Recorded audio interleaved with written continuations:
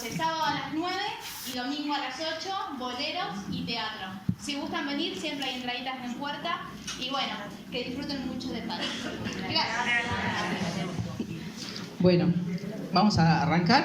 Ya está completa la sala y estamos en horario. Así que bueno, muy bienvenidos a todos. Hay muchas personas que conozco y muchas que no conozco, o sea que ustedes tampoco me conocen a mí, con lo cual me voy a presentar. Soy Patricia Margarita Mullen, soy de la ciudad de Suipacha y hace unos 15 años más o menos que estoy dedicándome a estas terapias alternativas o complementarias. Soy psicóloga social, terapeuta en descodificación biológica de las enfermedades, tema del que vamos a hablar hoy. He estudiado psicogenealogía, constelaciones familiares, hipnosis clínica, bueno, unas cuantas herramientas que he integrado y ofrezco a través de conferencias, de consultas, de seminarios, etcétera, ¿no? Y hace, no sé, no me acuerdo exactamente cuánto, pero debe ser unos 8 años que vengo el 9 de julio. Y acá en la biblioteca he estado muchas veces dando charlas sobre diferentes temas, cuestiones que veo en las consultas con las personas que todos necesitamos, herramientas que no tenemos y que realmente si uno las puede conocer, nos ayudan a que nuestra vida sea mucho más sencilla, más grata, menos conflictos, menos sufrimiento, menos enfermedades, menos todo, ¿no? Entonces, ustedes saben que el título de esta charla de hoy es una pregunta, ¿no? ¿Para qué nos enfermamos? ¿No? Y uno podría decir como, ¿para qué nos enfermamos? ¿Qué quiere decir eso, no? Como si tuviera un sentido enfermarnos, ¿no? Y claramente van a ver que al final de la charla, sí. El micrófono un poquito más así. ¿Más así? Ahí no se escucha. Ustedes, creo que se escucha bien, ¿no? mejor? Sí. Bueno, por eso me lo pongo muy cerca. Me cortaste la inspiración, Nada, es un chiste. Arranco de nuevo. El título de la charla es ¿para qué nos enfermamos?, ¿no? Porque podemos llegar a pensar, desde por ahí creencias viejas o cuestiones instaladas un poco así socialmente, bueno, que en algún momento todos nos enfermamos, cosa que es cierta, que la enfermedad me cayó porque, bueno, porque tengo karma, porque tengo mala suerte, porque X cuestión, y en realidad nos vamos a dar cuenta que la enfermedad sale de adentro, ¿no es cierto? Que nosotros inconscientemente, nuestro cerebro va a buscar lo que llamamos soluciones biológicas y que no nos enfermamos por casualidad, que no nos enfermamos por azar y que nada nos cae realmente del cielo, sino que una enfermedad es el resultado de una manera de experimentar la realidad que nosotros tenemos y que lo que nuestro cerebro hace en realidad al generar un síntoma es intentar dar solución a un estrés que nosotros no hemos podido gestionar conscientemente. Cuando nosotros resolvemos ante los diferentes estreses de nuestra vida, operativamente pasa algo y hacemos algo con eso que pasó, el estrés se gestiona, ¿no? Se hace algo con esto. En cambio, cuando nos pasa algo y a veces ese algo tiene una intensidad muy importante que excede nuestra capacidad operativa, es como que al superar una línea de tolerancia, un umbral de tolerancia de un estrés gestionable por nuestra parte, es como que el cerebro dijera, deja que yo me hago cargo de esto. No lo estás pudiendo resolver vos, yo lo voy a resolver.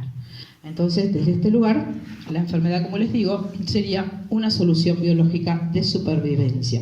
Así lo llamamos. Esto puede parecer raro, ¿no es cierto? ¿Cómo solución me decís solución? Algo que a mí me viene a complicar la vida, que tengo que estar con médicos, con tratamientos, con sufrimiento, con cuestiones. Lo que pasa es que nuestro inconsciente no tiene moral. Nuestro inconsciente no dice, pobre Laurita, pobre Claudia, que va a tener que hacer esto. El inconsciente funciona en términos de estrés. Si yo supero un cierto límite de estrés, el cerebro da solución. Ustedes piensen que el cerebro, entre las miles de millones de funciones que tiene, es mantenernos con vida, mantener todos nuestros órganos funcionando, mantenernos vivos. Entonces, cualquier situación de estrés que pone en riesgo el funcionamiento de nuestro cuerpo, para el cerebro es una amenaza, es un peligro. Porque imagínense que yo vivo un estrés terrible de una cierta situación en mi vida, y una persona que está en estrés, ¿qué le pasa? No come, no duerme, está nerviosa, ¿no es cierto? Entonces esto para el cerebro es una amenaza, porque si yo no como me voy a desnutrir, si no descanso me empiezo a alterar psicológicamente. Entonces el cerebro dice, yo tengo que dar solución a esto. Entonces la idea es que ustedes hoy se vayan con una idea ampliada de lo que son las enfermedades. Yo no sé qué creían ustedes hasta ahora, los que no tienen el conocimiento de la descodificación biológica, qué creían que era una enfermedad. Si alguien me lo quiere decir, como para tener un poco una idea. Si yo les pregunto qué es una enfermedad, ¿ustedes qué me dicen? ¿Qué creencia tienen sobre las enfermedades? ¿Alguien me lo quiere decir? No tomo examen, ¿eh? Sí, sí, sí. ¿Cómo? Sí, totalmente. Bueno.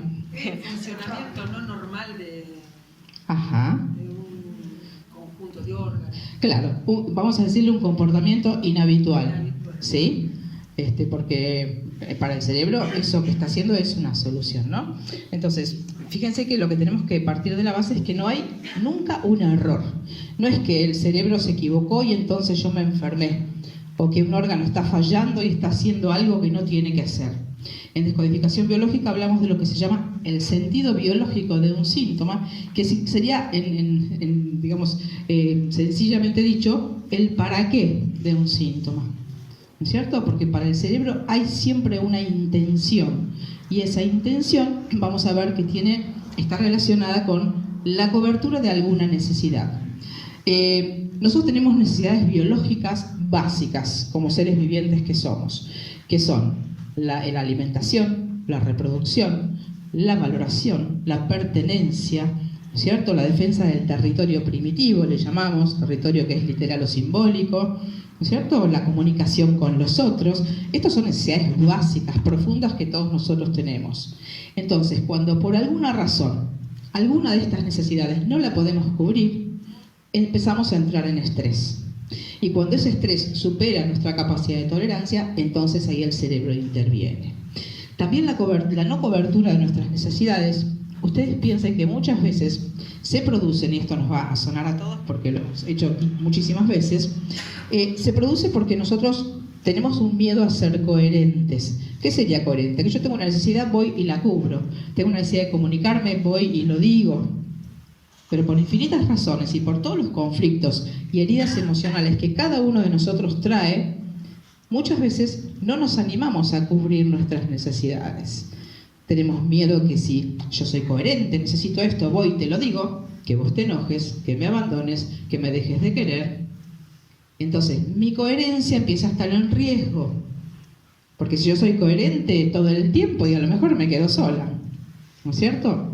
Sana seguro, pero también a lo mejor sola, no perteneciente, sintiéndome fuera. Esto lo conocemos todos nosotros perfectamente, porque lo hemos vivido miles de veces. Esto de no poder ser coherentes o no permitirnos ser coherentes por miedo a, ¿sí? Estamos de acuerdo, ¿no? Esto, por eso digo, lo conocemos todos muy bien.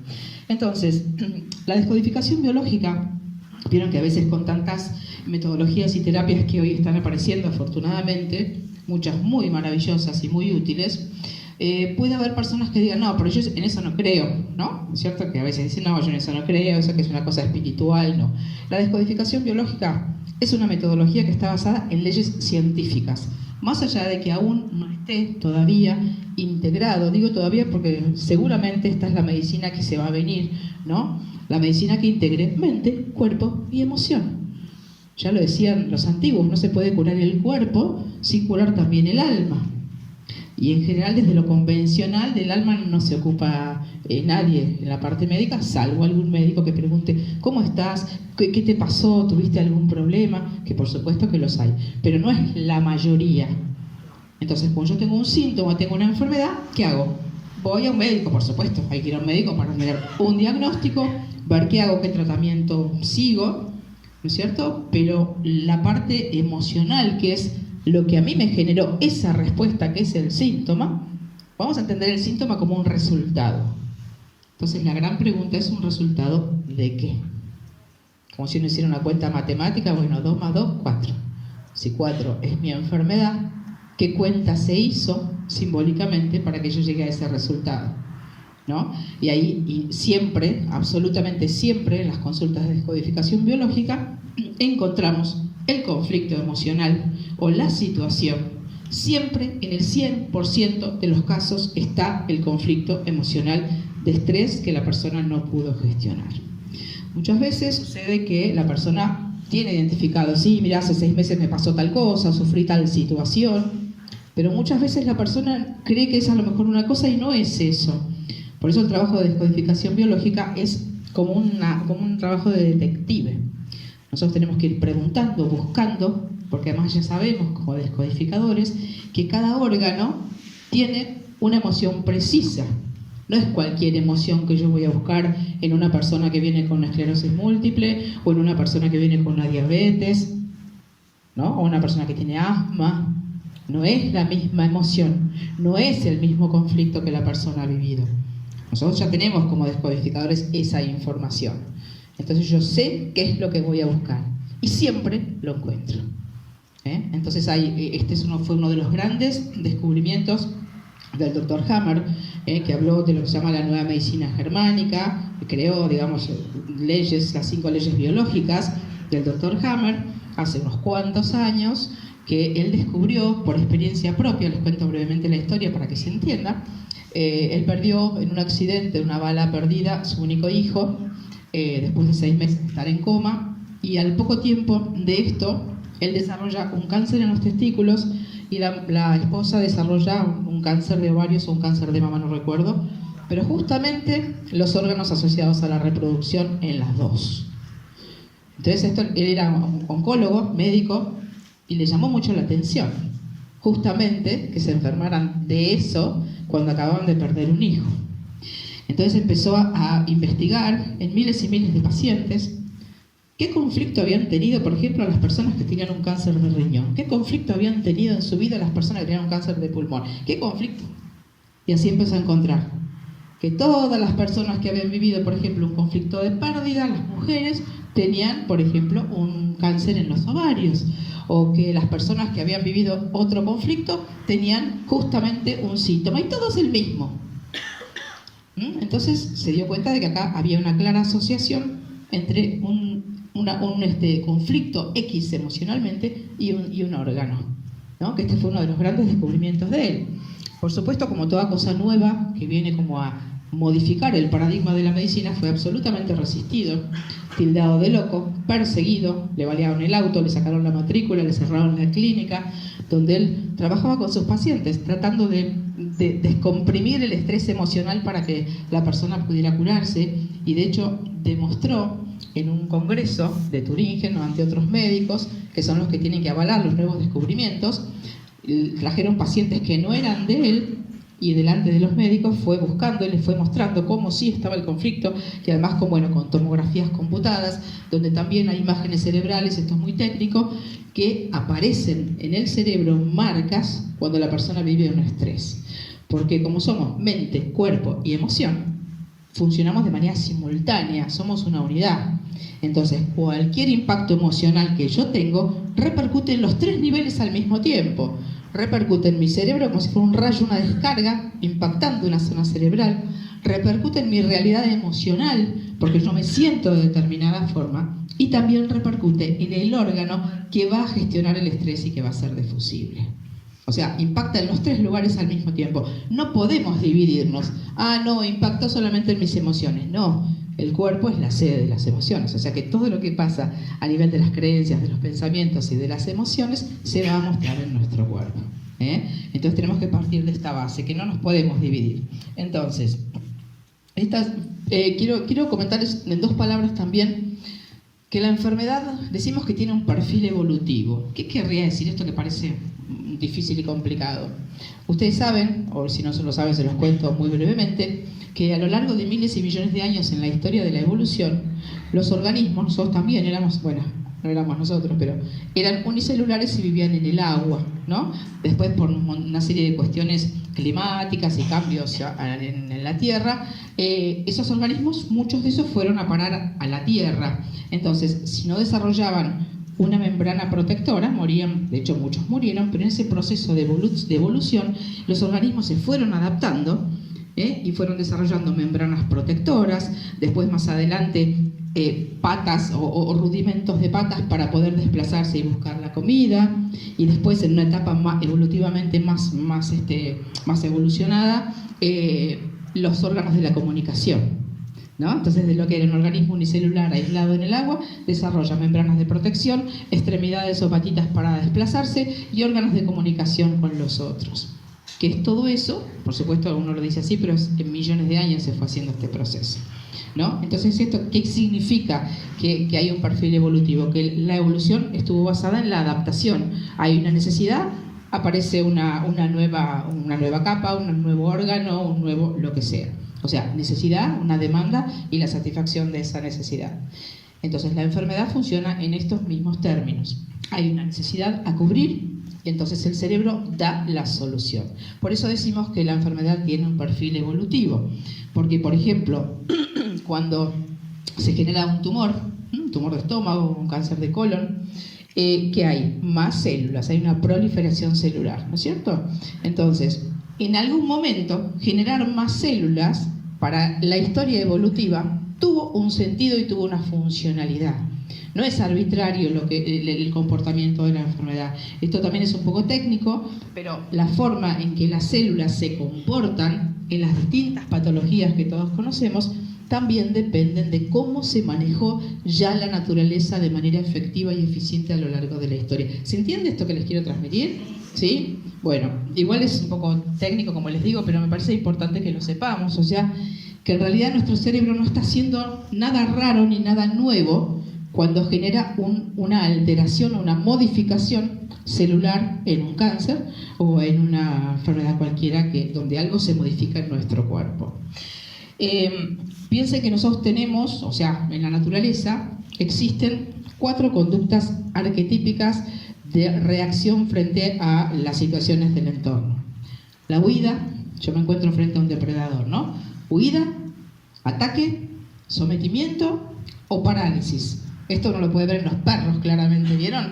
El perro que ataca, el perro que se esconde así, el perro que se pone panza arriba así para hacerse el muerto, ¿no es cierto? Son arquetípicamente en los seres vivos conductas que podemos asumir nosotros frente a los peligros. Entonces, las células también arquetípicamente hacen estas cosas. Un ataque simbólicamente sería una proliferación celular, sería un cáncer. Una huida, un comportamiento de huida simbólico estoy hablando, ¿no es cierto? Sería una úlcera. Se cava el tejido, desaparece tejido, ¿no es cierto? Una parálisis sería una persona que tiene un síntoma motor, ¿cierto? Y un sometimiento, un bloqueo sería, por ejemplo, un páncreas que no produce insulina, ¿no? Se detiene la función. Por una razón que, por supuesto, vamos a ver que claramente el cerebro tiene un objetivo para que esto suceda. Tenemos que pensar también la enfermedad en términos de un mecanismo básico en la naturaleza que es estímulo y respuesta. Nosotros, esto lo podemos ver claramente en lo cotidiano. Hace 40 grados de calor, yo salgo y empiezo a transpirar, ¿no es cierto? O salgo y hace 0 grados y yo empiezo a tiritar por el frío. Estímulo, respuesta del cuerpo. Entonces, todo el tiempo estamos funcionando así, en un mecanismo de estímulo y respuesta.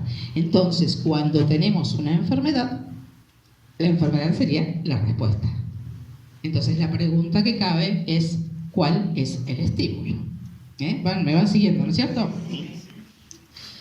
Acá tenemos que ver que las experiencias que nosotros tenemos en nuestra vida, muchas de las experiencias tienen un alto impacto en nosotros porque estamos, programados o construidos en base a una historia familiar que todos hemos tenido, en la cual, bueno, muchas veces hemos sufrido situaciones complejas, hay necesidades que no se han cubierto, no hemos logrado a veces sentirnos queridos, sentirnos pertenecientes, sentirnos valorados, sentirnos que somos parte, que hemos tenido un lugar.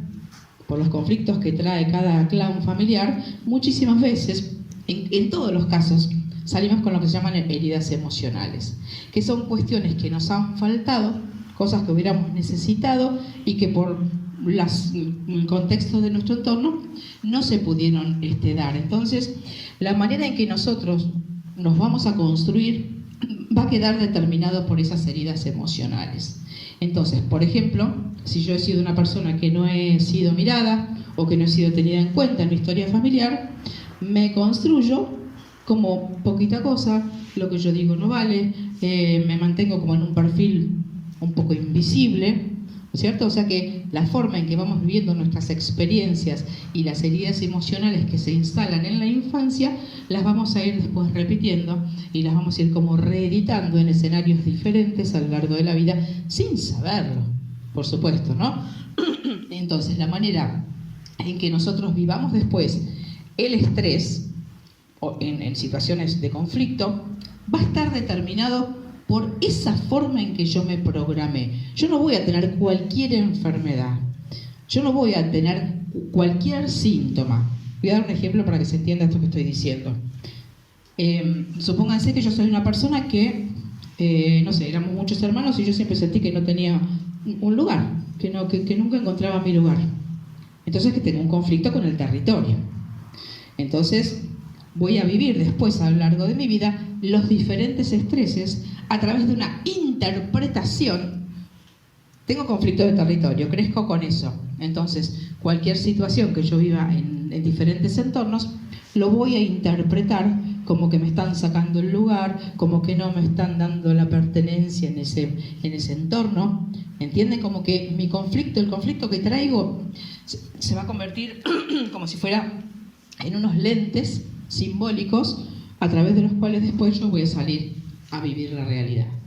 Y entonces, por ejemplo, en una relación de pareja, mi reclamo va a ser: vos nunca me escuchás, nunca tenés en cuenta lo que yo digo, ¿no? Y es muy interesante porque uno cuando encuentra estas cosas que uno por ahí dice en la actualidad, en el presente a su pareja o a la persona que tiene al lado, esas palabras, cuando uno las puede tomar, encajan exactamente en la historia familiar. O sea que no son para quien uno tiene al lado, sino que son de la historia antigua. Como que yo en el hoy les estoy hablando a los de ayer, ¿no? Que cuando uno se da cuenta de esto, es muy fuerte darse cuenta de esto. Porque uno se da cuenta que tiene activada la herida emocional todavía del pasado, ¿no? ¿Por qué digo esto? Porque la forma en que nosotros gestionemos biológicamente el estrés tiene que ver con esa programación. Es como un sello, como una impronta que a nosotros nos va a quedar y vamos a vivir los conflictos y los estreses desde ese lugar, ¿no? O por ejemplo, personas que no han sido nunca miradas, ¿no? Porque, no sé, era la más chiquita de 8 y entonces, bueno, ya uno no tiene ni la atención ni la mirada por una cuestión casi lógica, ¿no? Entonces, ¿qué hay? Una profunda desvalorización, ¿no? Entonces, se activan en mí los lentes de la desvalorización.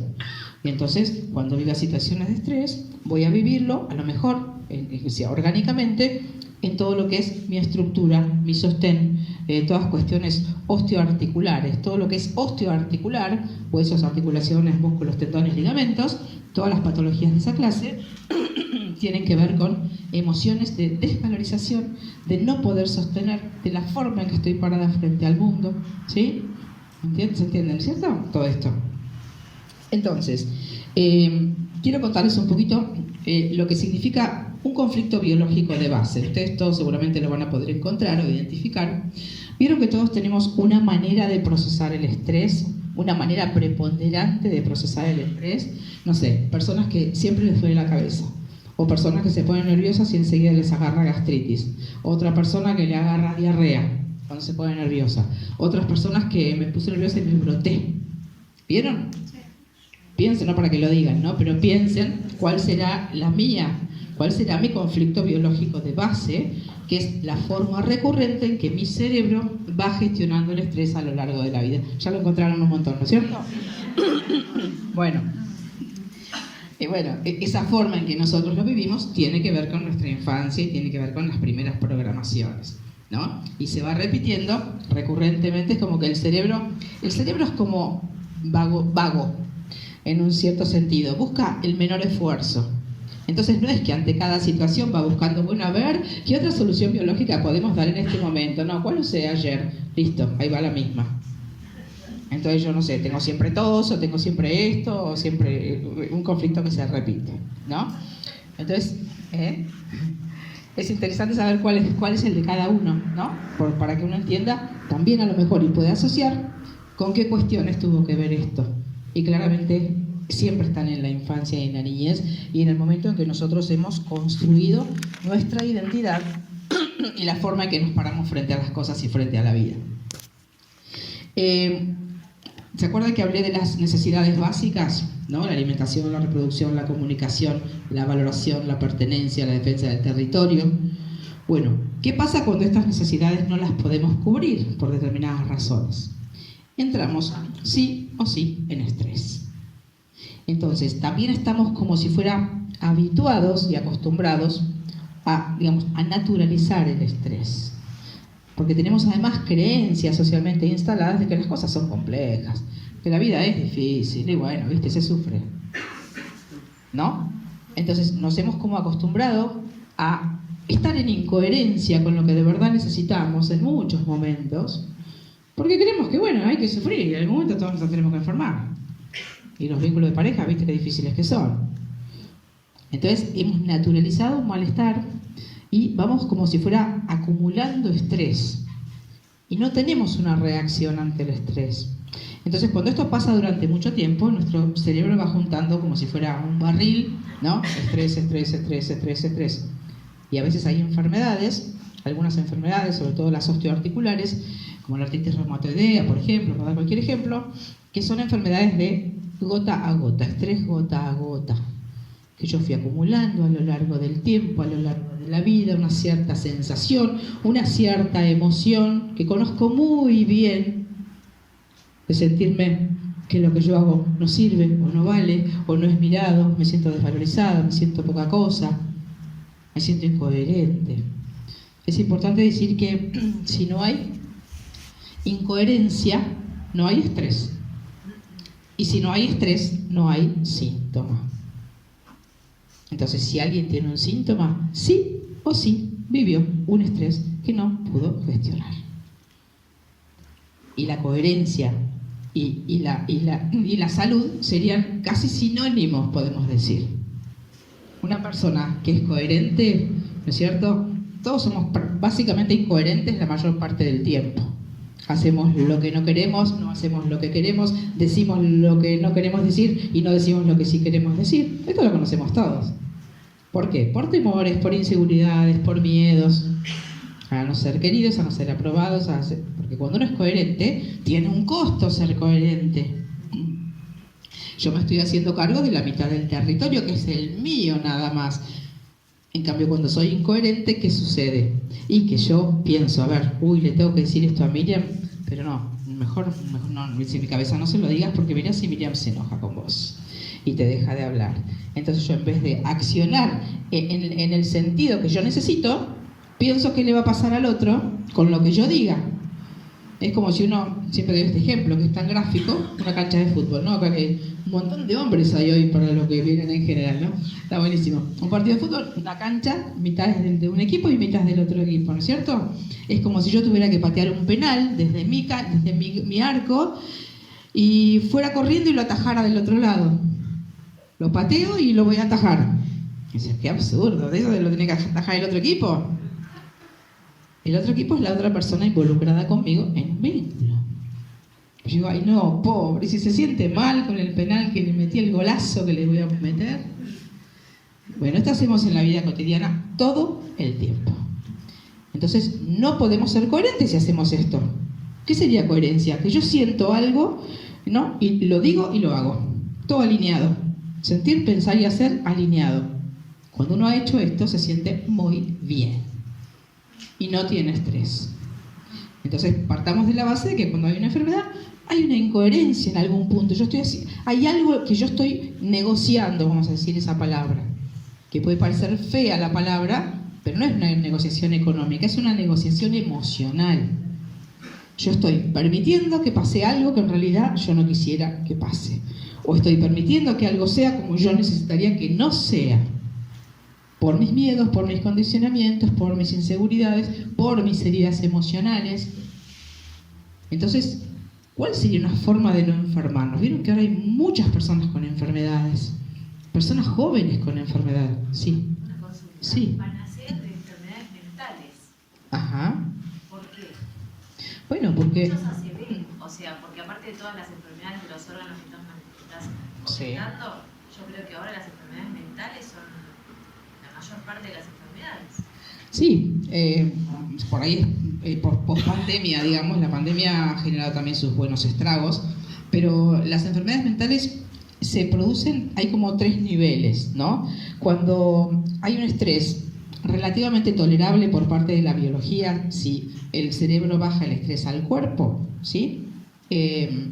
digamos, cuando el estrés es soportable físicamente, el cerebro manda el estrés al cuerpo en un órgano determinado que hace difusible.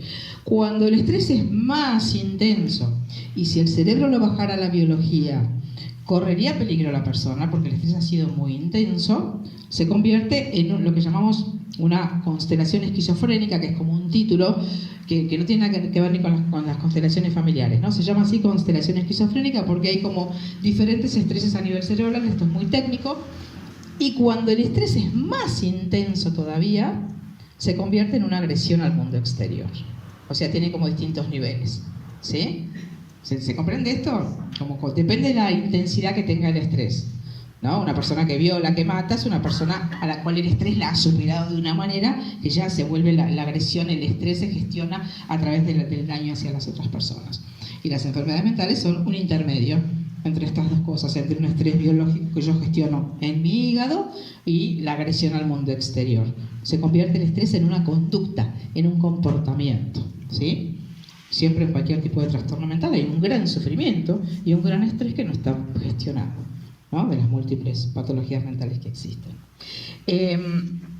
Fíjense que hay un médico que se llama Fernando Callejón, que es un médico santafesino, y él tiene toda esta mirada ampliada de la enfermedad. Estudió al doctor Hammer, creo que incluso que lo conoció, y él habla de lo que significa estar enfermo, como si fuera un concepto, ¿no? El estado de estar enfermo. ¿Qué pasa normalmente desde lo que nosotros conocemos cuando a alguien se le declara un síntoma o le parece una enfermedad? Entro como si fuera en un carril donde quedo como expuesta, ¿no es cierto?, a lo que los médicos con su mejor intención hagan conmigo, ¿no es cierto? Como que pierdo el protagonismo, como que uno se despersonalizara. Estamos hablando de líneas generales, ¿no es cierto? Entonces, si se acierta el tratamiento, posiblemente me pueda curar. Si no se acierta el tratamiento, por ahí no me curo, por ahí me muero, ¿no es cierto? Entonces, esta idea de compartir con ustedes un enfoque diferente de la enfermedad tiene, entre tantos objetivos, como base la posibilidad de que recuperemos las riendas de nuestros procesos, recuperemos la conciencia y el protagonismo que nosotros podemos tener ante una enfermedad cuando aparece en nuestra vida. Porque si no quedamos como, víctimas de lo que pasa. Si se desemboca el tratamiento, voy a decirlo vulgarmente, si se emboca el tratamiento, me curé. ¿De qué depende? Ahora vamos a hablar después de qué depende la curación de una persona, ¿no es cierto? Pero lo interesante es que sepamos que si a mí en algún momento de la vida, porque a todos nos ha pasado, me aparece una enfermedad de las denominadas graves, lo digo entre comillas. ¿Por qué lo digo entre comillas? Porque para el cerebro no hay ninguna enfermedad grave. La gravedad que le da el cerebro es cuánto de comprometido está el cuerpo, cuánto de desgastado, cuánto de estrés, porque además el estrés consume energía vital. ¿Vieron a veces las personas con cáncer que adelgazan? Y uno dice, el cáncer no está. No, es el miedo que la persona tiene que consume energía vital vertiginosamente. Entonces, imagínense qué diferente si alguien que de pronto le apareció un cáncer, un tumor, supiera que tiene algo muy importante que hacer, que es buscar el origen emocional de lo que sucedió. Porque siempre detrás de un síntoma hay emociones que están bloqueadas. Justamente por otro inmenso tema que alguna vez hemos hablado acá y seguramente volveremos a hablar, que es la gestión de nuestras emociones. Nadie sabe qué hacer con lo que siente, no sabemos dónde se ponen las emociones. Y muchas veces traemos emociones de nuestra infancia, totalmente congeladas, digamos, como sin gestionar, y nos acompañan a lo largo de toda nuestra vida, porque el inconsciente es atemporal. Entonces yo he tenido una emoción muy intensa, muy difícil cuando tenía 5 años, a eso le llamamos, por ejemplo, un programante, ¿no? Yo tenía 5 años y no sé, abusaron de mí. Y yo nunca lo dije, ¿no? Entonces crezco con esa información congelada, ahí sellada, y a lo mejor después, a los 40 años, me encuentro con una persona, una relación de pareja, que de pronto un día tiene una actitud violenta conmigo, ¿no es cierto? O de pronto me obliga a tener relaciones que yo no quiero, y vuelvo a conectar, el cerebro va y busca situaciones similares, y a mí, por ejemplo, al poco tiempo me aparece, no sé, un cáncer de cuello. ¿Entienden? Porque hay un programante congelado ahí, una emoción que yo ya viví, que ya olvidé, porque uno no está contactando todo el tiempo con esa emoción, y aparece una situación que desencadena ya directamente la segunda vez que el cerebro vive una emoción de alta intensidad, lo baja la biología. Entonces, es importante saber que, como todos tenemos cuestiones sin gestionar de nuestra infancia, algunos más terribles, otros no tan terribles, pero hay situaciones que cuando uno busca, bueno, el programante está ya en la infancia, ¿no es cierto? Entonces hay una emoción que con esa niñez que uno tenía jamás pudo gestionar, incluso a veces ni lo pudo decir, pero eso está en nuestro presente. Y como el inconsciente funciona en términos de impulsos, de pulsiones, de energía, el inconsciente necesita descarga de esas emociones. Entonces va a generarnos, si yo tengo una emoción pendiente de solución por un trauma, me va a generar en algún momento de mi vida otro escenario donde yo vuelva a conectar con esa emoción. Porque me dicen, ¿qué hago con esta emoción que tengo acá guardada de hace 40 años? La tenemos que sacar. Entonces yo vivo casualmente, sincrónicamente, algún episodio donde vuelvo a conectar con esa emoción. ¿Sí? Esto se busca en descodificación cuando uno hace una sesión, ¿no es cierto? ¿Dónde está el programante? ¿Dónde está el desencadenante? Y siempre, siempre está. Entonces, hay maneras, hay actos simbólicos, hay ejercicios que uno puede hacer para poder dar rienda suelta, como si fuera abrirle la canilla y dejar salir eso que está ahí. Porque eso ejerce una presión interna en nosotros, por más que no lo estemos recordando. Entonces, los síntomas nunca mienten. Vieron que a veces pasa, yo lo veo mucho en la consulta, que uno a veces dice, no, porque yo ya entendí, mis padres hicieron lo que pudieron, con todo lo que tenían, ellos también tuvieron historias difíciles y entonces, ¿es verdad? Sí. ¿Eso hace que yo no tenga el estrés que me generan ciertas situaciones? No. Entonces uno a veces cree que perdonó intelectualmente ciertas cosas, pero el estrés sigue estando. ¿Y cómo me doy cuenta yo si el estrés sigue estando? Por las cosas que pasan en mi vida, por las situaciones que me encuentro, por el tipo de vínculos con que me encuentro.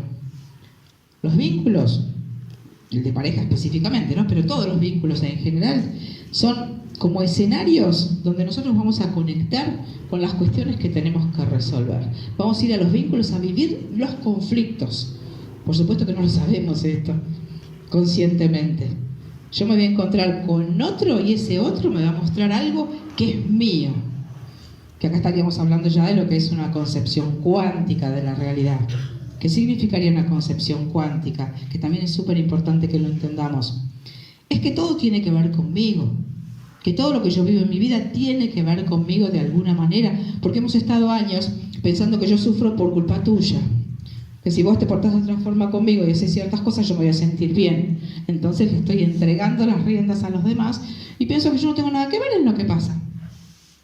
Si yo me encuentro con vos que me haces cierta cosa, eso me estaría mostrando algo que es mío. O sea que el otro me ayuda a verme, el otro me ayuda a volver, si yo tengo la conciencia de que esto funciona de esta manera. Ahora, si yo pienso que me encuentro personas por casualidad y que tengo tan mala suerte que me encontré 4 hombres manipuladores en mi vida, qué mala suerte tengo, siempre me encuentro personas iguales. No es mala suerte, es que yo estoy vibrando en una energía de víctima o de manipulada y me voy a encontrar manipuladores. Porque además nosotros, por la historia que hemos tenido, por la construcción de nuestra identidad, resultado de la historia familiar que tuvimos y todo esto, vibramos todos en una cierta energía. Y como somos seres que tenemos una parte que es instintiva, animal, vamos a decir así, olfateamos dónde está la energía frágil o la energía fuerte. Los vínculos son campos energéticos, nosotros nos medimos en los vínculos, automáticamente, instintivamente. No es lo mismo si yo hoy entro a dar la charla y digo, hola, buenas noches, ¿cómo están ustedes? Digo, hola, ¿qué tal? Buenas noches, soy Patricia Mullen. No es lo mismo lo que ustedes reciben. Entonces, si yo soy fuerte, ustedes no me van a atropellar.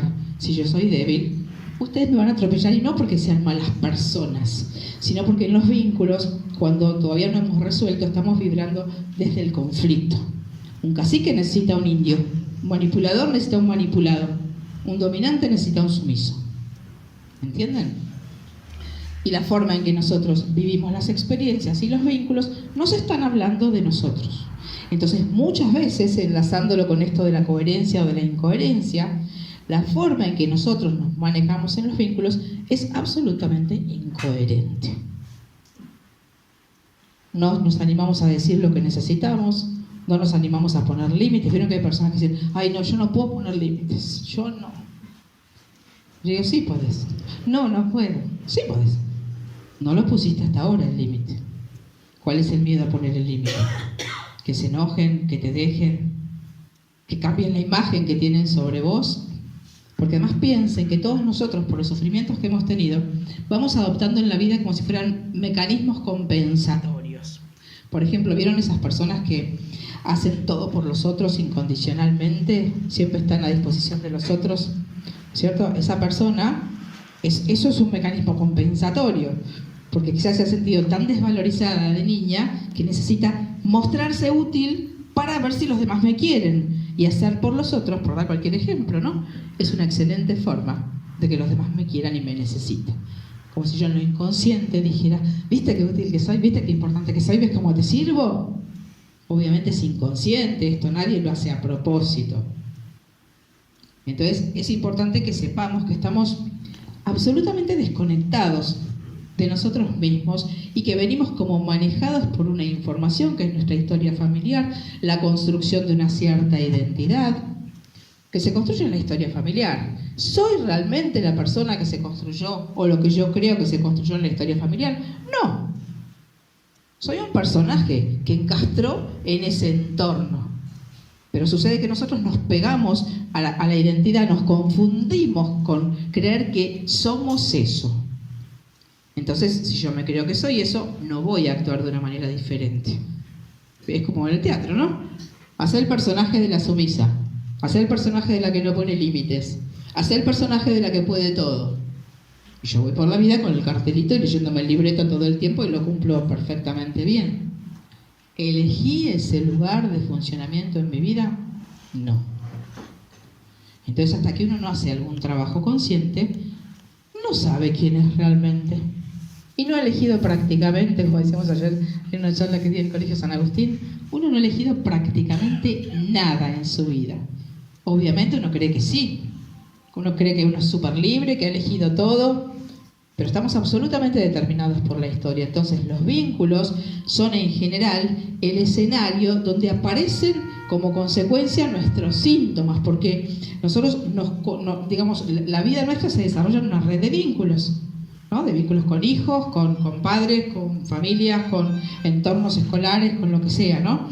Entonces, si no podemos identificar que los conflictos que nosotros nos encontramos en esos vínculos van a repercutir en nuestra biología si nosotros no los miramos, por eso es tan importante, con lo que yo me encuentro me habla de mí. Si me encuentro manipuladores, tengo que volver a mí. Si me encuentro personas que me dejan fuera, tengo que volver a mí. ¿Qué energía estoy emitiendo yo para que esto me pase? ¿Y qué necesidades profundas estoy negociando?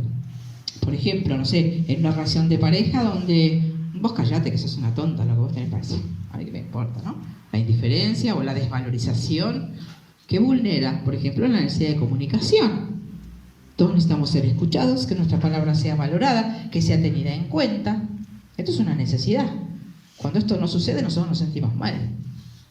Entonces puede ser que yo tenga después síntomas de garganta, ¿no? Porque no puedo decir, no puedo expresar, me lo tengo que tragar lo que quiero decir. Y el cuerpo es como muy literal en los síntomas. Por eso digo, siempre hay emociones precisas que están asociadas a los órganos. Entonces ya sabemos qué es lo que buscamos. Entonces, ¿qué puede hacer uno cuando le aparece una enfermedad? Primero, saber que la enfermedad apareció de adentro para afuera. Que yo estoy negociando alguna necesidad básica importante para mí. Entonces, ¿cuál es la necesidad que estoy? Por supuesto, a veces este proceso no es tan fácil hacerlo solo, ¿no es cierto? Porque uno no tiene este conocimiento y no tiene esta claridad en el proceso de autoindagación. A ver, me miro, ¿no? No, uno está con un conflicto, está sufriendo, lo está pasando mal, está asustado, porque una persona que le diagnostican una enfermedad, por ejemplo, como un cáncer, entra en estrés sí o sí, por el diagnóstico también. Porque hay una serie de creencias asociadas a que la gente de cáncer siempre se muere, lo cual no es cierto. Entonces la persona empieza a entrar en estrés. Entonces es tan importante, por ejemplo, por hablar también de otro tema fundamental, ¿no? Las creencias que la persona tenga sobre la enfermedad. Si yo sé que mi enfermedad aparece por una incoherencia y que hay algo que yo puedo hacer para direccionar un posible proceso de curación y no que me tengo que quedar ahí esperando morirme, ¿no es cierto? Que hay algo que yo puedo hacer, ¿qué puedo hacer? A ver, entender para qué me enfermé, como el título de la charla de hoy, ¿no? ¿Para qué me enfermé? Claramente si me enfermé es para que yo vea que estoy en incoherencia, que estoy negociando algo importante para mí, que hay algún aspecto de mi vida importante, vital, no es un detalle. Para que yo me enferme no es porque me pusiste la jarra acá en vez de ponerme la jarra ahí. Para que yo me enferme porque estoy negociando mi valoración, mi sensación de pertenencia, la escucha de mi palabra, mi lugar frente a vos. Hay algo vital que está en juego. Si no, yo no tengo una enfermedad. Entonces, la pregunta, si yo tengo una enfermedad, es ¿qué me está mostrando esta enfermedad de mí? ¿Qué estoy negociando? ¿En qué aspecto estoy haciendo el estrés? Es como que uno a veces estuviera como, yo digo, como enchufado a una fuente de estrés. Supónganse una relación de pareja naturalizada donde no me llevo muy bien y toda la vida he estado como sometida a este hombre que me puse de novia cuando tenía 14 años y entonces, ¿no? Entonces estoy todos los días conectada a una fuente de estrés que naturalicé y a lo mejor estoy con una gastritis crónica, señora, es la gastritis. ¿No es cierto? No, lo que es el crónico es el enchufe. ¿Se dan cuenta? Entonces es muy importante que esto también, ¿no? Desde la descodificación biológica, las enfermedades denominadas como crónicas son porque yo sigo conectada al estrés.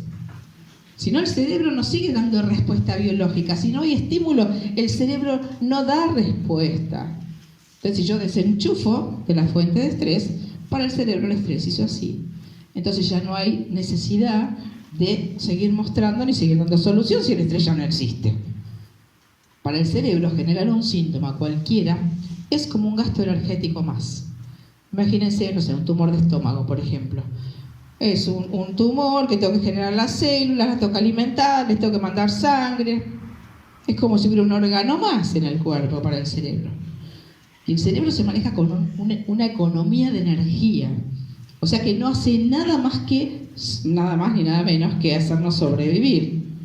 Entonces, cualquier desajuste en ese equilibrio que el cerebro busca es una exigencia de energía más para el cerebro. Pero cuando no hay solución por parte de la persona, el cerebro interviene. Que esto es un punto importantísimo. Que el cerebro actúa cuando yo no actúo. Entonces, yo estoy sufriendo un cierto estrés importante, o tuve lo que llamamos un bioshock, que es una situación impactante que superó mi capacidad de tolerancia, ¿no? Situaciones que a lo mejor nos encontramos en la vida en algunos momentos, ¿no? Un accidente de alguien, una muerte, una estafa, una infidelidad, una mentira, un secreto, cosas que hay en toda la familia, ¿no es cierto? En la vida de todos nosotros. Y es un impacto emocional tan fuerte que yo quedo como congelada con ese estrés. Es un impacto, como decía antes, que impacta en el cerebro, en mis emociones y en mi cuerpo, que va a empezar a dar solución. Entonces, es muy importante que sepamos que si uno tiene un impacto emocional intenso, inesperado y fuerte, es importantísimo que uno lo pueda expresar, porque otro de los componentes para que una enfermedad aparezca es que yo no lo pueda expresar, que yo me quede con eso guardado y no lo pueda decir. Dicen que, por ejemplo, en las catástrofes naturales, terremotos, inundaciones así, vieron que mandan, además de los bomberos, equipos de psicólogos para que acompañen a la gente, para que puedan hablar, para que puedan expresar. Porque si no, ese estrés congelado del impacto de la catástrofe, en el tiempo va a bajar a la biología de alguna forma. Porque es un estrés improcesable. ¿Se dan cuenta? Entonces, sería muy importante que sepamos que si yo tengo un impacto emocional intenso, agarro a mi amiga y le empiezo, ¿sabés cómo me siento? ¿No sabés? Y lloro, y grito, y pataleo, y me enojo, y expreso, porque si yo expreso, para el cerebro el estrés baja. En cambio, cuando yo me quedo en silencio y guardo eso, porque en general estas situaciones, no sé, una estafa de un hijo, supónganse, por dar cualquier ejemplo, terrible para mí. Yo me entero que mi hijo me robó los dólares que yo tenía guardados, estoy inventando, ¿no? ¿Qué siento? Una estafa, una traición terrible, improcesable. Nunca esperé que me pasara una cosa semejante. No lo puedo ni decir porque me da hasta vergüenza contarle a alguien que mi propio hijo hizo esto. Entonces me queda un estrés congelado, improcesado, no expresado. ¿Y qué puedo tener yo al tiempo? Uy, un cáncer de colon. ¿Por qué? ¿Qué hace el colon? Procesa las chanchadas. Sí. ¿Qué impacto tiene el sistema neuronal que tenemos en el aparato digestivo? A ver, ¿qué impacto tiene en qué sentido decís? Porque tenemos como un cerebro chico. Sí, el segundo cerebro, sí. Bueno, está todo interconectado, no sé exactamente a qué... ¿Quién domina, el cerebro o el...? Y bueno, no sé, hay muchas teorías, ¿no? Desde las neurociencias, qué es lo que realmente, quién es el que tiene el mayor poder. Vos pensás que igual el cerebro, o sea, funciona, el cuerpo funciona de una manera totalmente integrada. Es información que va y que vuelve, ¿no es cierto? Pero ahora porque dije el colon, decís vos, ¿no es cierto? No, por eso. Bueno. A veces pasa por ahí.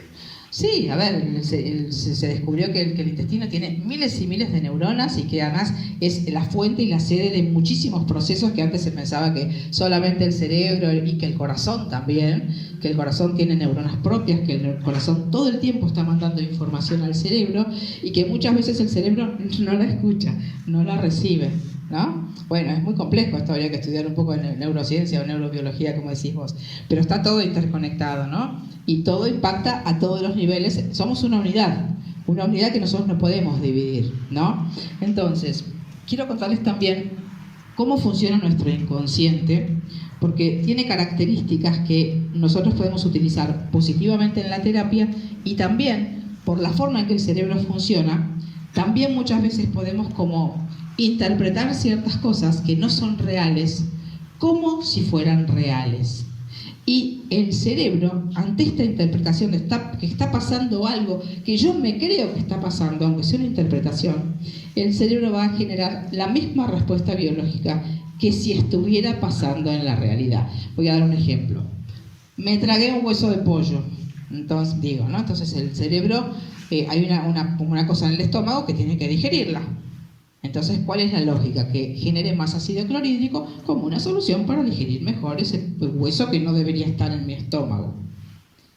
Entonces, ¿esto es una cuestión lógica? Sí, un estímulo, una respuesta, ¿no es cierto? Entonces, esto sucede también de manera simbólica, porque el inconsciente funciona de manera simbólica, ¿sí? ¿Qué significa? Que si yo estoy en mi relación de pareja todos los días viviendo una mala cara de mi marido, una indiferencia, está todo el día con el teléfono, se pone a ver el fútbol o lo que sea y no me da bolilla a mí, yo estoy tragándome o aguantándome o aceptando una situación que no quiero aceptar y que me cuesta recibir. Entonces puedo empezar con más ácido clorhídrico, con gastritis, más ácido clorhídrico en el estómago. ¿Hay un hueso en mi estómago? No, pero es como si hubiera. Hay algo que necesito digerir. Entonces el cerebro dice, ahí va, ahí te mando más ácido clorhídrico. Simbólicamente es como si el hueso estuviera en mi estómago. Entonces por eso es muy importante también ver cuando hay un síntoma, cuál ha sido la forma en que la persona interpretó la vivencia que tuvo. Y esto es absolutamente sutil y depende de la historia de la persona, de la programación que la persona trae de su historia. No lo va a interpretar de cualquier forma, lo va a interpretar con esa impronta que decíamos de las heridas que trae de su historia. Entonces, ¿qué tenemos que hacer si nos diagnostican una enfermedad? ¿Qué podemos hacer para tener un protagonismo en nuestro proceso y no quedar a expensas solamente de un tratamiento que puede funcionar, que a veces funciona y a veces no funciona? Vieron, por ejemplo, a veces en casos de cáncer que, bueno, se hace un tratamiento, funciona, o le hacen una intervención, o le hacen rayos, o le hacen quimio, y se resuelve en el momento, y después de un tiempo, ¡ay no! Habían quedado unas células ahí, es el cáncer primario que, desde la descodificación biológica, hay otro conflicto. Se ha vuelto a vivir otro estrés. ¿No es cierto? También se discute mucho la teoría de la metástasis, hay distintas opiniones, ¿no? Si la metástasis sí, si la metástasis no. Desde la descodificación biológica, cuando hay diferentes tumores, nosotros buscamos y encontramos claramente los conflictos individuales y los estreses individuales correspondientes a una emoción precisa de los órganos que se van afectando. Entonces, no es casualidad. es cierto? Entonces, ¿por qué a veces no funcionan los tratamientos, vamos a decirlo así? Porque el conflicto emocional que generó el resultado, que es el síntoma, no se miró. Entonces, por eso decimos, y es importante decir esto, que la descodificación biológica es algo perfectamente compatible con la medicina. Porque el médico que mira el síntoma, ¿no es cierto? Acá hay un resultado, hay una cuestión física, y el médico con toda su sabiduría y todo su mejor criterio aplica tratamiento sobre lo que ve. Pero cómo llegó la persona a enfermarse, no se mira. Entonces nosotros como descodificadores vamos al origen. ¿En qué momento la persona entró en estrés y entró en un proceso que le llamamos la primera fase de la enfermedad, de un estrés activo, ¿no es cierto?, que generó después la respuesta biológica al resultado que el médico va a atender, que es el síntoma. Entonces, cuando una persona trabaja con descodificación biológica, la resolución de la enfermedad se potencia. Hay muchas personas que haciendo descodificación biológica, y yo lo he comprobado, resuelven su síntoma. Y esto no significa que es magia, ¿no es cierto? Porque también acá hay otra cuestión, un tema enorme que a mí me encanta, que es de qué depende la curación de una persona, ¿no es cierto? Depende de infinitos factores, ¿no es cierto? No los vamos a analizar hoy todos acá. Pero primero la persona tiene que entender por qué y para qué se enfermó. ¿Cuál es el cambio que la enfermedad le está trayendo? Yo digo que siempre que la enfermedad viene como si fuera un rollito bajo el brazo que tiene un mensajito. Y el mensajito dice, así no. Por decirlo muy sencillamente, hay algo en tu vida que estás haciendo, que estás en incoherencia, hay una necesidad básica importante que vos estás negociando, de algo vital para vos, que si tomás acción en sentido positivo, decís, bueno, ¿cómo resuelvo este estrés? ¿Cómo dejo de negociar para que el estrés baje y mi cerebro diga, listo, ya está, no necesito seguir mostrando una respuesta biológica? ¿Se entiende esto? Entonces hay un protagonismo muy importante que nosotros podemos tener. ¿Se dan cuenta? Entendiendo de dónde salió el estrés que nosotros estamos viviendo. Porque si yo, partiendo de esta base de que el cerebro actúa por mí cuando yo no resuelvo, podríamos deducir que si yo resuelvo, el cerebro no actúa por mí. Al revés. ¿Se dan cuenta? Que normalmente pasa esto. Porque si yo, como decíamos antes, desenchufo de la fuente de estrés, el estrés hace así. Y el cerebro no genera síntomas si yo no tengo estrés. ¿Se dan cuenta? Entonces fíjense qué importante que es tener este conocimiento. Saber que yo no me enfermé por casualidad, que no tengo mala suerte. Y quiero hablar dos palabras también sobre lo que son las enfermedades que se denominan hereditarias, ¿no es cierto? No todos los hijos de los padres que tienen una cierta enfermedad tienen el síntoma. Dice, no, es hereditario. Sí, porque mi papá lo tenía y mi abuelo también lo tenía. No necesariamente se me va a activar a mí si yo no vivo conflictos parecidos. Porque esto también entra dentro de lo que son las creencias que tenemos sobre las enfermedades. Que esto es importantísimo lo que la persona crea sobre la enfermedad. Porque el inconsciente, otra característica que tiene, es que es obediente, no nos discute la información que nosotros le cargamos. Yo he tenido un caso, por ejemplo, me viene a la mente, de una mujer que vino con un problema motor, no me acuerdo el nombre de la enfermedad ahora, hace muchos años, y a la misma edad que la madre, tuvo el mismo síntoma motor. Y me cuenta en la sesión que ella ha ido con su mamá, cuando a su mamá le aparece esta enfermedad, y el médico, pues ella era chiquita, y le dijo, ustedes van a tener lo mismo que tu mamá. En la psicología el médico... Bueno, ¿qué pasa ahí? Hay una creencia, se instala lo que se llama una programación, y a la misma edad que la madre empezó a renguear de la pierna y empezó con el mismo síntoma que la madre. ¿Es hereditario? ¿No? Entonces digo, además hoy se habla mucho de lo que es, durante muchos años se dijo y se reafirmó que lo genético era absolutamente determinante. Que si yo tenía esto como información genética, esto se iba a mostrar en mi vida y en mi cuerpo. Hoy hay una ciencia nueva, hace unos años, que se llama epigenética, habrán escuchado hablar, que es el famoso binomio genética y entorno, ¿no es cierto? Depende del entorno en el que yo esté, las emociones que yo vivo modifican o no modifican los genes Las emociones modulan, lo dice Bruce Lipton, un científico norteamericano, que las emociones modulan nuestros genes, modifican nuestros genes. ¿Lo tenemos como información genética, todo lo que traemos de nuestros padres? Sí. ¿Eso quiere decir que vamos a tener los mismos síntomas que nuestros padres? No. Porque para que a mí se me active, vamos a decir así, una información genética, yo tengo que vivir en mi realidad, en mis propias experiencias, situaciones de estrés lo suficientemente intensas para que eso se manifieste. Una consulta. Sí. Esta señora que descubrió que su síntoma venía de esa programación que ella había tenido cuando fue al médico, cuando lo desasnó, ¿se curó? Nunca la volví a ver. A veces vos atendés a una persona, le provees de la información, le sugerís algún acto simbólico, alguna cuestión que para el inconsciente es que reprograma, porque en esta cuestión de que el inconsciente, otra cosa que tiene es que no distingue lo real de lo imaginario, nuestro inconsciente. Entonces yo uso muchísimo una metodología que se llama psicomagia o actos simbólicos, que es de Alejandro Jodorowsky, lo deben conocer muchos de ustedes, que es como hablarle al inconsciente en su propio lenguaje. Nosotros creemos que manejamos todo con nuestra mente, ¿no es cierto? Pero si dependiera de nuestra mente, nunca estaríamos enfermos, ni elegiríamos vínculos difíciles, ni nada de esto. Entonces, ¿qué quiere decir? Que hay un montón de información que viene sola y se viene manejando en nosotros y se viene mostrando, ¿no es cierto? Entonces, ¿cómo hacemos para desprogramar una cuestión así? Tenemos que hablarle al inconsciente en su propio lenguaje. Y el lenguaje del inconsciente son las emociones y las imágenes. ¿Sí? Por ejemplo, que yo haga así. Esto para mi inconsciente tiene una gran significación. Es un acto que implica simbólicamente muchas cosas, un gesto. Entonces, nuestro inconsciente necesita accionar en el sentido de su coherencia para poder desactivar un síntoma. ¿Sí?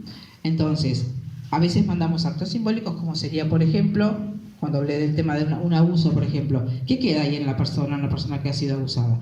Una impotencia, un enojo, un miedo, una humillación, un montón de emociones muy dolorosas. Entonces, por ejemplo, para poder transformar la energía de una cuestión así, de un trauma así, se hace un ejercicio donde simbólicamente yo teatralizo qué haría con un abusador hoy, qué le haría yo a un abusador. Agarro un palo, a un almohadón, pego, quemo, acuchillo, lo que quiera. Esto puede parecer para nuestra mente consciente, ay, estamos hablando del inconsciente en su lenguaje.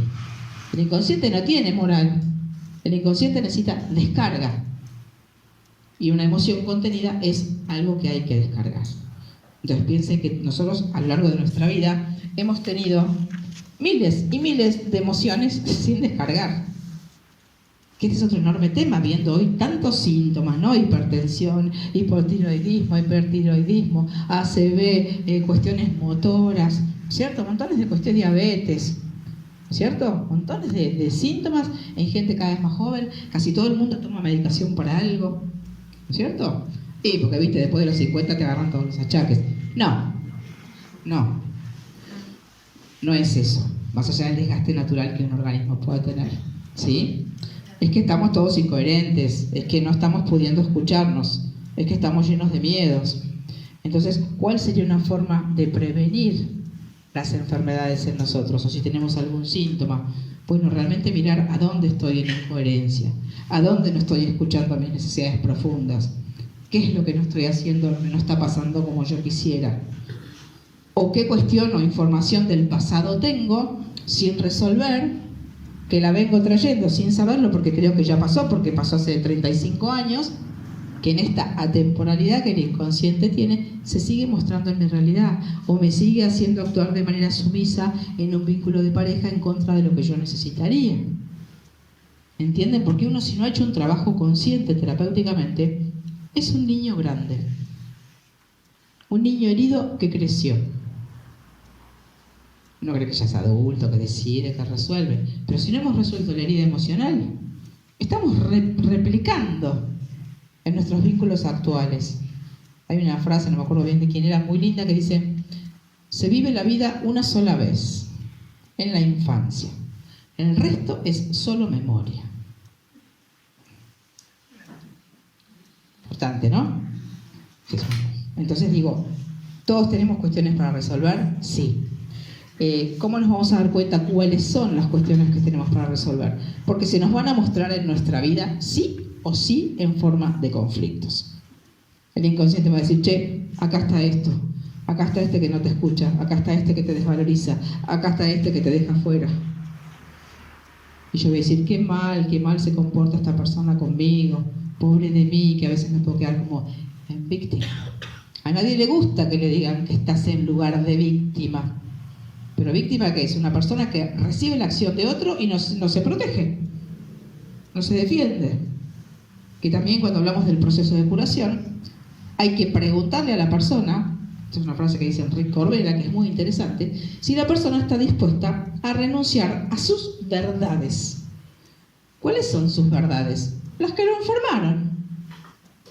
Yo soy así, yo no puedo poner límites, yo tal cosa, yo soy una persona que siempre me trato de pasar desapercibida, estoy pegada a una identidad falsa construida en la historia familiar y eso me hace actuar a mí de cierta forma. Entonces, para hacer un cambio, para sanarme si yo tuviera una enfermedad, tengo que hacer un cambio, porque si no el cerebro sigue recibiendo la misma información. ¿Y todo el mundo se quiere curar? Sí, diríamos. Y yo les digo, no. Todo el mundo no se quiere curar. Y está perfecto si no se quiere curar. Porque muchas veces la enfermedad es funcional, me sirve para obtener lo que no tuve antes, todo el mundo me cuida. Mis hijos que no me prestaban atención ahora están todos preocupados por mí, mamita, ¿qué necesitas? Si me curo, ¿qué hago?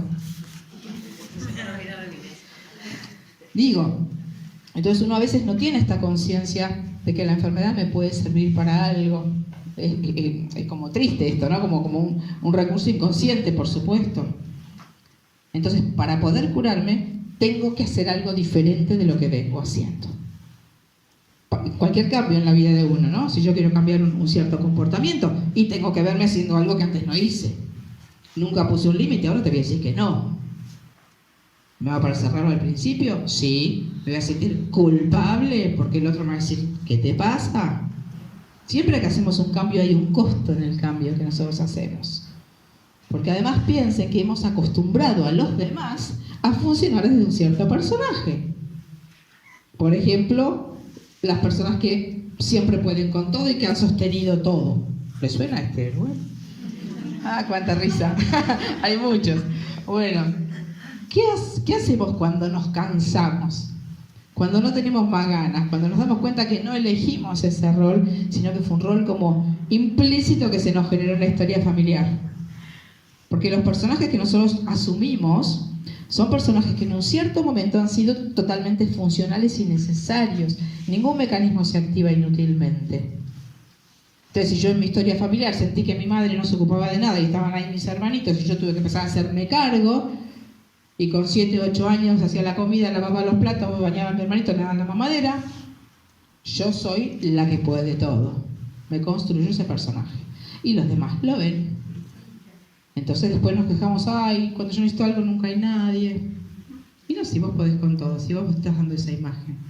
¿Elegí ser así? No. Entonces cuando yo me doy cuenta de que eso tiene un costo para mí, porque estoy agotada, porque no puedo más y porque sostener el personaje de la que puede todo, no puedo sostenerlo más, claramente tengo que hacer un cambio en mi comportamiento. Y empezar a decir, no quiero, no puedo, ocúpate vos, resolvelo vos. Y el personaje nos dice, ¿qué estás diciendo? Si nosotros siempre pudimos con todo. Y los demás nos dicen, ¿qué pasa? ¿Te volviste loca? ¿Entienden el costo que tiene salirnos de lugares conocidos? Incluso a veces los demás se enojan. Si siempre sostuviste, no nos lo dicen, pero se nota esto. ¿Se dan cuenta? Entonces, ese lugar conocido nunca lo elegimos. Entonces, para estar sanos y para estar coherentes, tenemos que escuchar realmente lo que nosotros necesitamos. ¿Se dan cuenta? Dejar de pensar en lo que les va a pasar a los otros con mis actitudes, dejar de tratar de atajar el penal, como decíamos en la otra cancha. La coherencia, ¿dónde está? Mi coherencia. En el 50% de mi cancha está mi coherencia. En el territorio que me corresponde a mí en cualquier vínculo. Me corresponde el 50% del territorio. ¿Qué quiero? ¿Qué necesito? ¿Qué acción quisiera hacer para tener paz con lo que hago? Esta acción. Voy y la hago.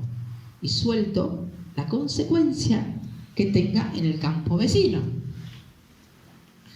Esto es poder ser coherente.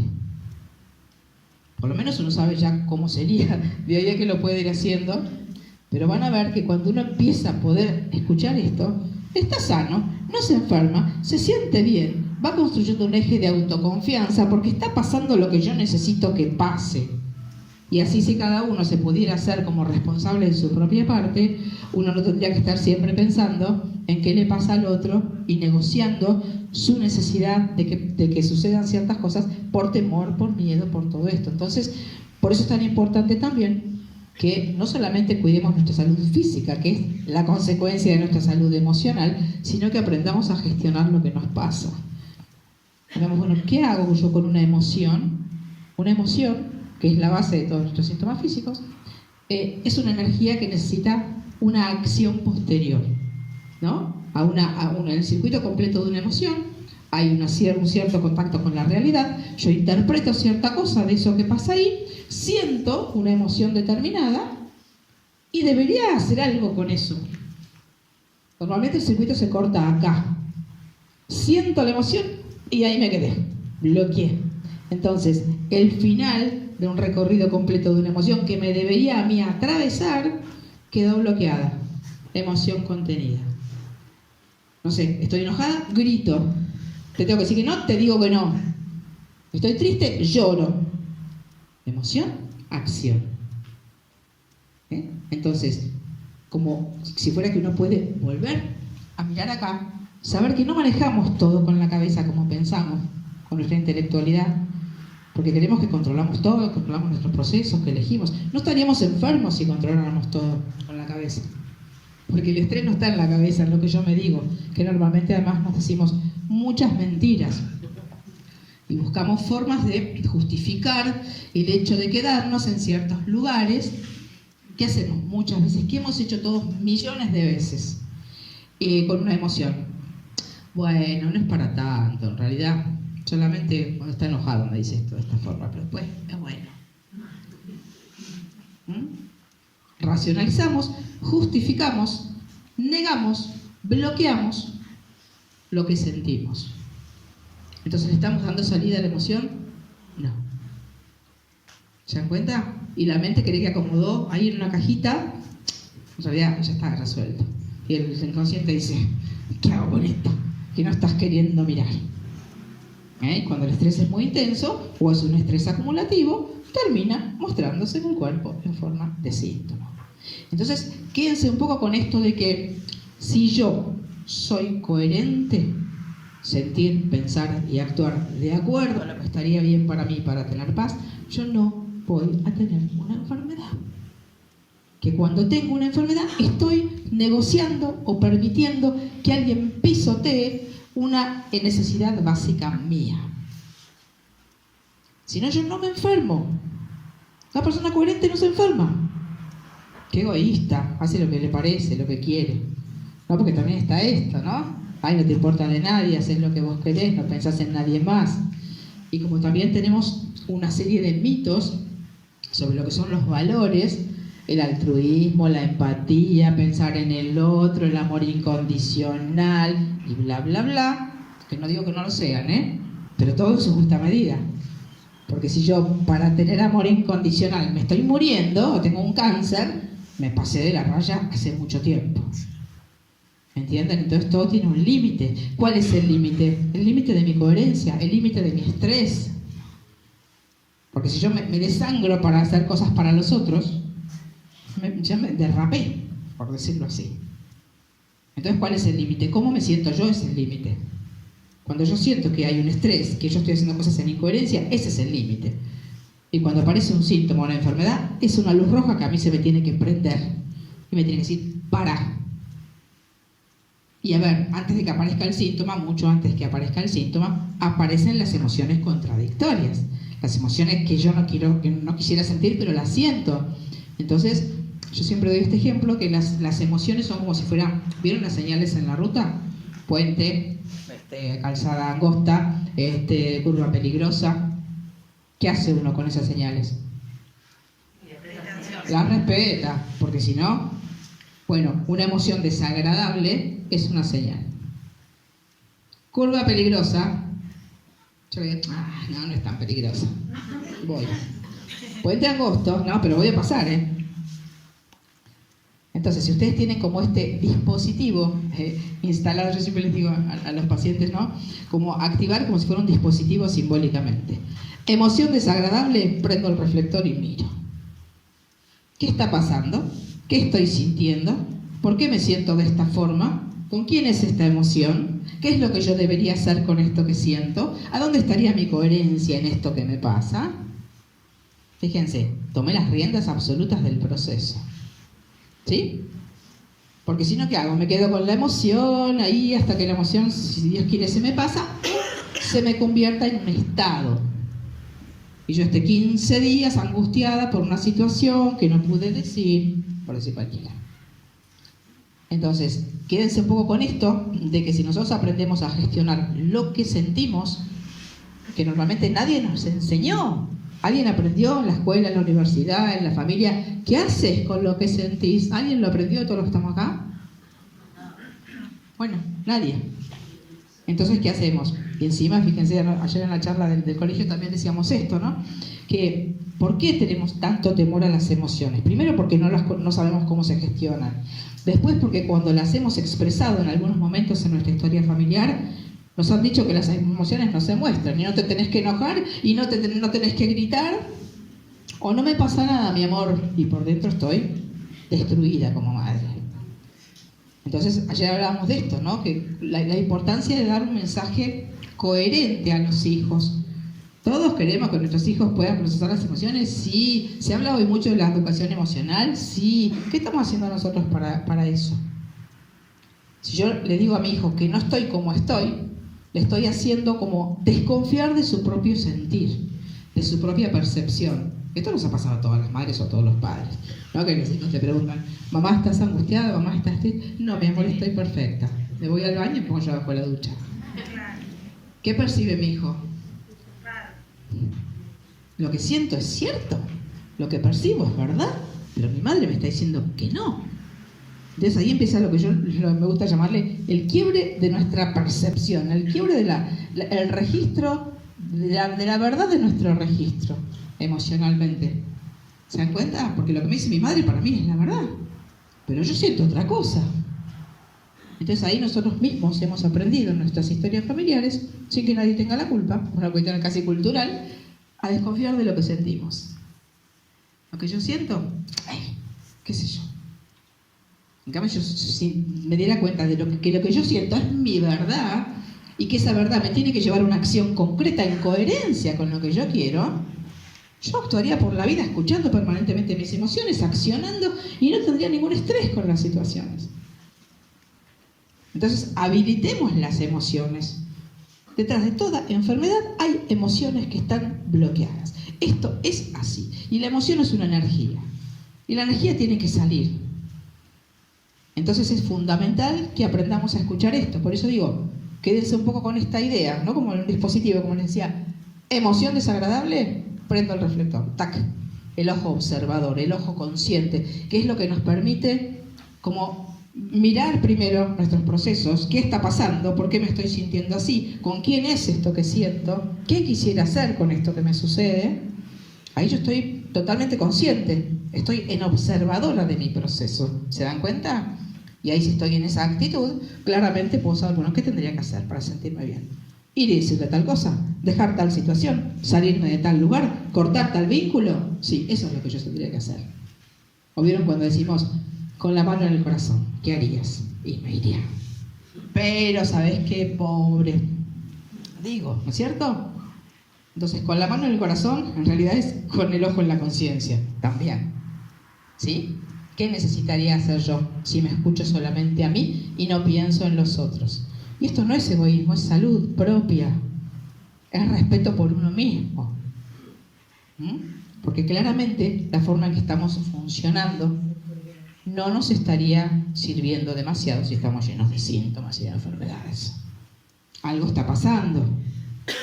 ¿Se dan cuenta? Entonces la forma de recuperar la salud o de prevenirla o de preservarla es aprender a gestionar lo que yo siento y aprender a ser coherente con lo que necesito y aprender a comunicar lo que necesito, soltando la consecuencia, como decíamos, que tenga en la otra persona lo que yo necesito hacer en coherencia. Y dejar que el otro también, como adulto que es, se haga cargo de lo que yo digo y de cómo lo recibe. Como que ya no es mi problema.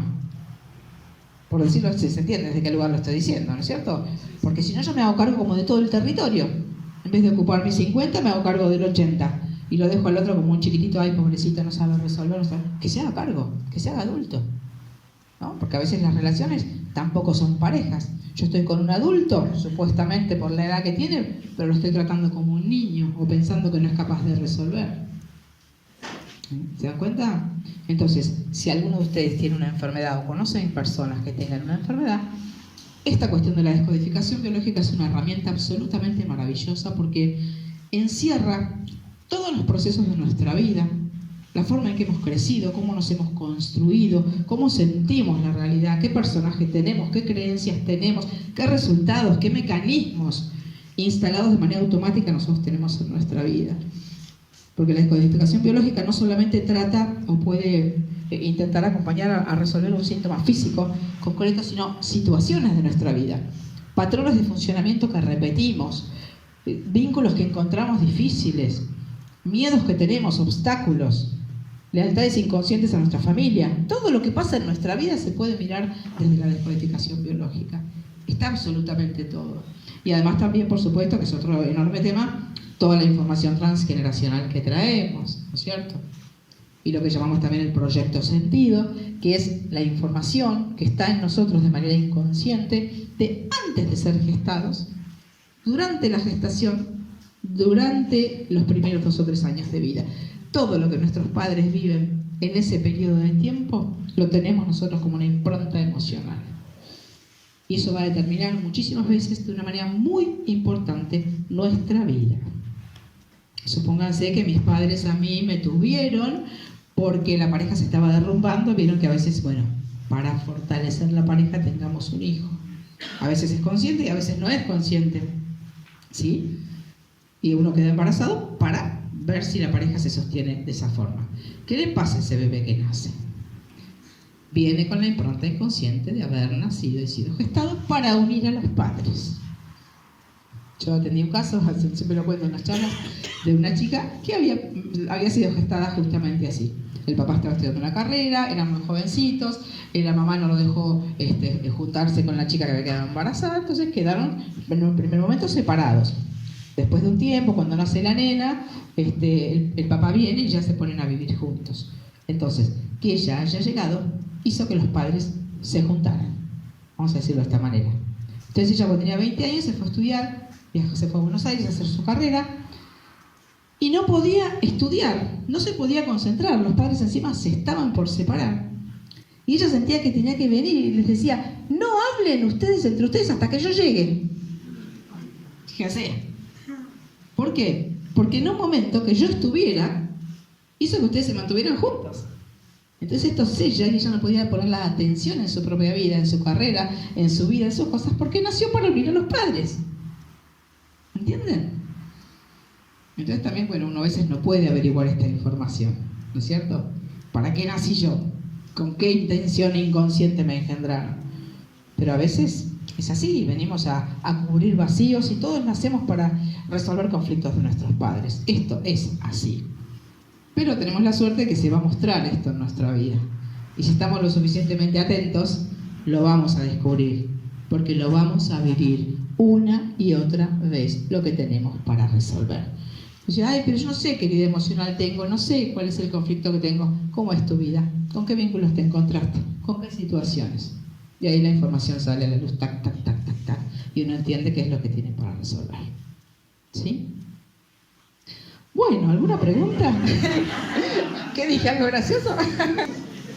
¿Alguna pregunta que iba a hacer alguien? ¿Se comprendió más o menos el pantallazo? ¿Quería compartir? Interesante, ¿no? Saber que uno tiene un protagonismo. Siempre tenemos un protagonismo. En todas las cosas que suceden, no solamente en nuestras enfermedades, tenemos un protagonismo. Tenemos un protagonismo en la forma en que diseñamos conscientemente nuestra forma de actuar, cómo nos despegamos del personaje automático que confundimos con nuestra identidad. Hasta que uno no hace un trabajo realmente de prender un reflector simbólicamente y mirar mi vida, yo no sé quién soy. No soy yo. Soy lo que la historia hizo conmigo. Con una serie de creencias instaladas que son verdades para mi inconsciente. El inconsciente no discute, mi mente subconsciente no discute si yo le digo que yo soy así, que soy así, y que puedo esto y que no puedo esto. El inconsciente me dice, ok. Entonces a la hora de hacer, si mi mente tiene guardada esta información de que yo nunca me animo, que yo no soy valiente, que yo soy una persona tímida, ¿cómo era que somos? Ah, cierto, no puedo. Esto actúa solo. Que también es otro inmenso tema, ¿no? Las creencias que están instaladas en nuestra mente, que todo el tiempo están generando realidad. ¿Cuál realidad? La que mis creencias dicen. ¿Elegí las creencias? No. Entonces, ¿qué puede hacer uno? Si hay ciertas creencias, que a ver, justo ayer trabajaba también con un par de personas, atrapados por las creencias, se llama el título de la película. ¿No es cierto? Uno piensa ciertas cosas y actúa exactamente como dicen esas cosas, pero estoy teniendo un sufrimiento. Cuando hablamos de las verdades, ¿no? Si uno está dispuesto a renunciar a sus verdades. Las creencias son verdades que actúan con fuerza de ley, si yo no las cuestiono. ¿Se dan cuenta? Entonces, si yo tengo verdades o cuestiones que me digo que me están generando un sufrimiento, o estoy enferma, o estoy con vínculos difíciles, las verdades que me digo no me están sirviendo más. Siempre me acuerdo un caso de un muchacho que tenía unos 35 años, era jugador de fútbol profesional, y en una de las giras conoce a una chica que se le pega como una garrapata, ¿no? Y entonces se fue a viajar con él por el mundo, así medio sin que él pudiera mucho opinar, digamos, sobre la situación. Y él tenía, pues, en su familia, la madre, que en su familia la madre era sagrada. Poco menos que estaba en un altar, esos matriarcados, ¿no es cierto? Entonces, lo que la mujer dijera, era. Entonces él tenía esta creencia de que la mujer, la otra era otra mujer. Entonces lo que la mujer imponía, era. Entonces él empezó una relación súper tóxica, la chica se fue con él cuando él no quería que se fuera. ¿Por qué? Porque la mujer no se toca, la mujer es sagrada, lo que dice la mujer se hace. La mujer, mi madre. Entonces todas estas creencias instaladas en su mente hicieron que él tuviera una relación terrible, terminara separándose, un serio conflicto con esta chica, porque él no pudo decir, che, no te vengas conmigo, no quiero que te vengas conmigo, hace 15 días que te conozco. ¿Por qué? Porque la mujer es sagrada. Entonces la historia familiar nos sella de una forma muy importante. Y muchísimas de las creencias que nosotros tenemos hoy, decimos, pienso que, creo que, nunca las elegimos conscientemente. Entonces tenemos que mirar cuáles son las consecuencias que este sistema de creencias, este personaje de funcionamiento tiene en mi realidad. Soy feliz, me siento bien, puedo hacer lo que quiero, soy coherente, benditas creencias. Pero en realidad no es así. Entonces la invitación es a poder mirarnos en algún momento. Y gracias a nuestros conflictos en general nos podemos mirar. Porque cuando la vida transcurre medianamente monótona o sin grandes conflictos, uno es como, por decirlo vulgarmente, uno se achancha, ¿no? Bueno, va. ¿No es cierto? Entonces las crisis, las enfermedades, las situaciones de serio conflicto, las tocadas de fondo, ¿no? Cuando dice toqué fondo, a veces en las sesiones las personas me dicen, digo, qué bueno que tocaste fondo. Y me miran como diciéndome, ¿qué me está diciendo que estoy...? Digo, porque es el momento en que vas a empezar el cambio, el momento en que vas a empezar a elegir cómo vos de verdad querés. Vos ahora vas a empezar a elegir. Que así no era, seguro que así no era. Entonces también capitalicemos estos momentos. Tengo una enfermedad, perfecto, es el momento genial para mirarme a mí y ver qué es lo que negocié, dónde estuvo mi incoherencia, qué hice como no quería, a qué estrés estoy conectado, qué estoy negociando, todas estas cosas. Entonces son grandes oportunidades para crecer. Vieron que hay personas que a veces ante un cáncer, bueno, bueno, cambian totalmente su vida, tienen otra percepción de la realidad, empiezan a disfrutar, empiezan a hacer otras cosas. Les sirvió como un trampolín para hacer un cambio en su vida, importante. Y para otras personas no, porque quizás sin la conciencia necesaria, y bueno, uno queda como, me pasó esto, pobre, ¿viste? Le agarró un cáncer, se murió. ¿No? Digo. Bueno, espero que les haya gustado todo esto que compartimos. Y bueno, muchas gracias por la atención y por el silencio. Gracias. Muchas gracias.